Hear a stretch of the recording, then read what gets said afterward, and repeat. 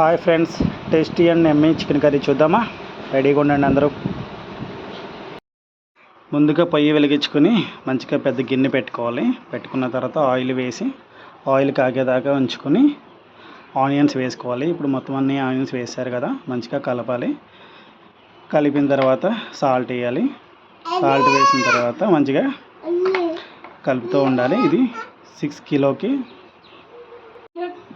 కిలోకి preparation. Chicken అంతా ready చేసి పెట్టుకున్నాం పక్కన మేము.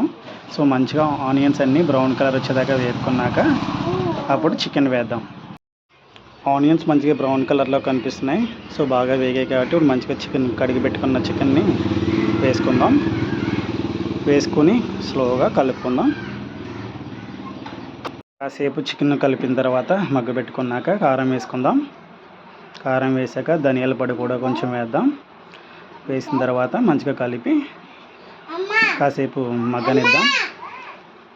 మా బాబు అమ్మ నాన్న అంట మా పక్కనే ఉండి మా కర్రీ సరిగ్గా వండుకొని ఇవ్వట్లేదు. అయినా కానీ మంచిగానే వస్తుంది అనుకుంటున్నాం. కూరలో ఉప్పు చూస్తే సరిపోలేదు, కొంచెం వేస్తున్నాం మళ్ళీ. అయినా మళ్ళీ మంచిగా కలుపుదాం. కలిపి వాటర్ అంతా ఇంకిపోయింది కదా, ఇప్పుడు చూద్దాం టేస్ట్ ఎలా ఉందో. చూసాం, కొంచెం సరిపడగా వాటర్ వేసాను, ఎక్కువ వాటర్ అవసరం లేదు చికెన్ ఉడకడానికి. మంచిగా కలుపుకొని కాసేపు మగ్గనిద్దాం. మగ్గనిచ్చిన తర్వాత మసాలా అంతా ప్రిపేర్ చేసి పెట్టుకున్నాం కదా, ఇప్పుడు మసాలా వేసుకుందాం. మసాలా వేసిన తర్వాత మేము సపరేట్గా మళ్ళీ ఇంట్లో ప్రిపేర్ చేసుకున్నాం మసాలా. సో అది కూడా వేసిన తర్వాత మంచిగా కలుపుదాం. కలిపిన తర్వాత కాసేపు మగ్గనిద్దాం. కర్రీ దగ్గర పడిపోయింది. యమ్మీ చికెన్ కర్రీ రెడీ. మా వీడియో మీకు నచ్చితే లైక్ చేయండి.